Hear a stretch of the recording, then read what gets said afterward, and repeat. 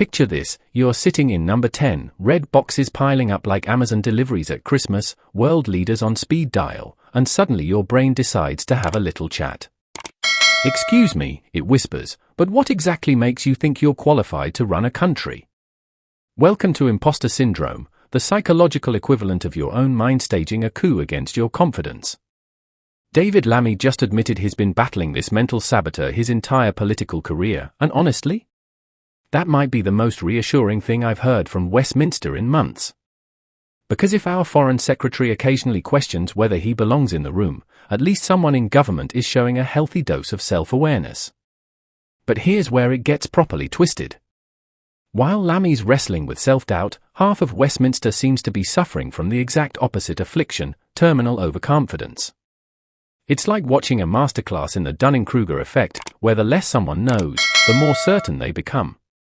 Brilliant strategy, really. Let's talk about what imposter syndrome actually looks like, because if you've never experienced it, you're either incredibly fortunate or spectacularly delusional. The symptoms read like a psychological thriller. One moment you're channeling your inner Thatcher, striding through corridors with purpose and conviction. The next, you're hiding in the parliamentary toilets, convinced everyone's about to discover you've been making it up as you go along. Michelle Obama described being paralyzingly afflicted by it in her autobiography, and if someone who lived in the White House and inspired millions feels like a fraud sometimes, what hope do the rest of us have?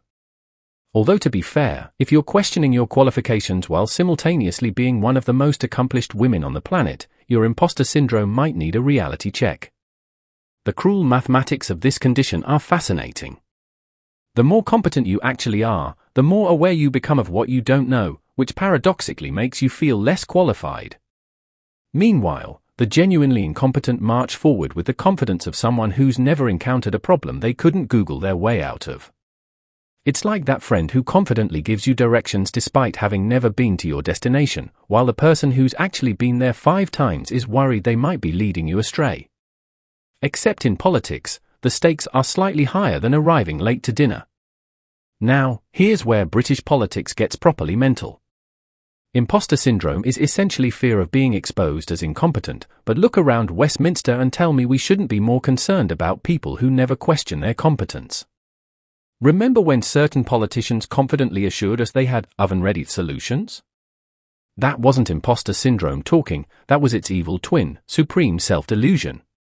The irony is so thick you could cut it with a ceremonial sword. The people suffering from imposter syndrome are often the ones who've actually done their homework.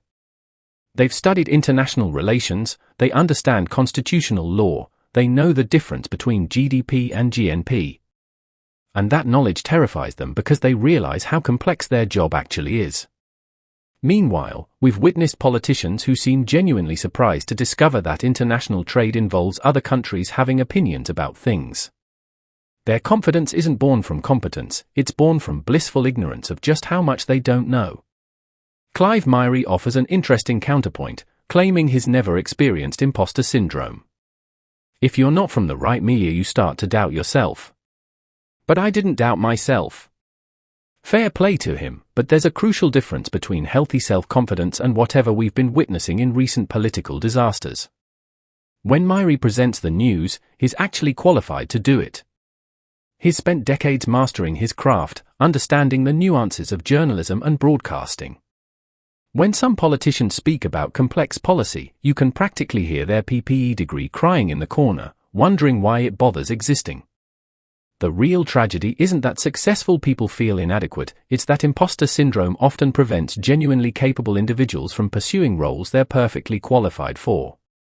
While they're busy questioning their credentials, the shameless are busy collecting positions like loyalty card points, blissfully unaware they're drowning in responsibilities they never bothered to understand. Think about it this way: if you're renovating your house, would you rather hire the builder who's constantly checking measurements and worrying about structural integrity, or the one who eyeballs everything and assures you it'll be fine?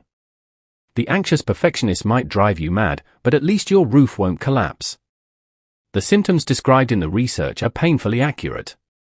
That moment when you transition from feeling competent to questioning your entire existence usually happens at the worst possible times. You're about to give a crucial presentation, and suddenly your brain decides to conduct a comprehensive audit of every decision you've made since primary school. The catastrophic thinking is particularly entertaining. Not only will you be exposed as incompetent, but your disgrace will be so comprehensive that future generations will deny any genetic connection to you. Your great-grandchildren will emigrate and change their surnames. It's like your anxiety has delusions of grandeur about just how much anyone actually cares about your professional failures. This house of cards metaphor is particularly apt for Westminster. Everyone's constructing elaborate facades of expertise and authority, terrified that one poorly chosen word will bring the whole performance tumbling down. Except some people have built actual houses of cards while somehow convincing themselves they're living in reinforced concrete bunkers. What's genuinely maddening is the waste of it all. Instead of channeling energy into productive work, people are spending sleepless nights convinced they're about to be exposed as frauds. It's like having a second job that consists entirely of managing your own self-doubt, complete with overtime and weekend shifts. Meanwhile, the genuinely incompetent are sleeping like babies, presumably dreaming about their next brilliant idea to revolutionize something they've never bothered to understand. The confidence-competence gap has never been more apparent, and frankly, it's both hilarious and terrifying. Perhaps the most frustrating aspect is how imposter syndrome targets exactly the wrong people. It's like a psychological immune system that's gone haywire, attacking the healthy cells while letting the actual threats run rampant. The people who should be questioning their qualifications never do, while the people who are perfectly qualified spend their time questioning everything. Schools apparently should start treating children for imposter syndrome before it derails their lives. Imagine that lesson plan. Today we're learning why feeling slightly incompetent probably means you're actually quite competent, while supreme confidence might indicate you're about to make a spectacular mess of everything. Valuable curriculum, that. The suggestion that imposter syndrome robs us of enjoyment and satisfaction hits particularly hard. How many brilliant minds are we losing to self-doubt while mediocrity marches confidently forward? It's like natural selection in reverse, where self-awareness becomes a disadvantage and shamelessness becomes a superpower. But here's a thought that might blow your mind. What if imposter syndrome isn't always the enemy? What if that little voice of doubt is actually trying to help? In a world where expertise matters, shouldn't we be more concerned about leaders who never question their own competence?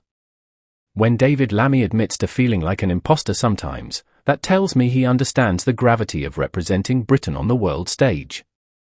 He's aware of the complexity, the nuance, the potential for getting things catastrophically wrong. That awareness might be uncomfortable, but it's also what separates genuine leaders from dangerous amateurs. Maybe the real problem isn't imposter syndrome itself but our inability to distinguish between productive self-reflection and paralyzing self-doubt. A little voice asking, "Am I really the best person for this job?" might be exactly what we need more of in positions of power. The alternative, supreme confidence without corresponding competence, has given us some truly spectacular political disasters. Brexit negotiations conducted by people who seemed genuinely surprised that the EU had opinions about Brexit. Economic policies designed by individuals who appeared to discover the existence of markets 5 minutes before implementation. So here's a radical thought: instead of trying to cure imposter syndrome, maybe we should be prescribing it. A healthy dose of self-doubt might prevent the kind of overconfident decision-making that's made British politics look like a sociology experiment gone wrong. The next time that little voice questions whether you deserve your success, listen to it long enough to make sure you're actually earning it, then tell it to calm down while you get on with doing excellent work. Because the world has quite enough confident incompetence already, what it desperately needs is more anxious excellence. If you never hear that voice of doubt, if you've never questioned whether you're qualified for your responsibilities, then perhaps it's time to start listening a bit harder. Because in a democracy, the most dangerous person in the room isn't the one worried they might be wrong, it's the one absolutely certain they're right. What's your take on this psychological circus we call modern politics? Are we letting imposter syndrome hold back the right people while the wrong people charge ahead with misplaced confidence? Share your thoughts below, and don't forget to subscribe to UK Daily Coffee for your daily dose of political reality checks. Because in these interesting times, we could all use more honest self-reflection and significantly less unfounded self-assurance. Trust me, your future self will thank you for it.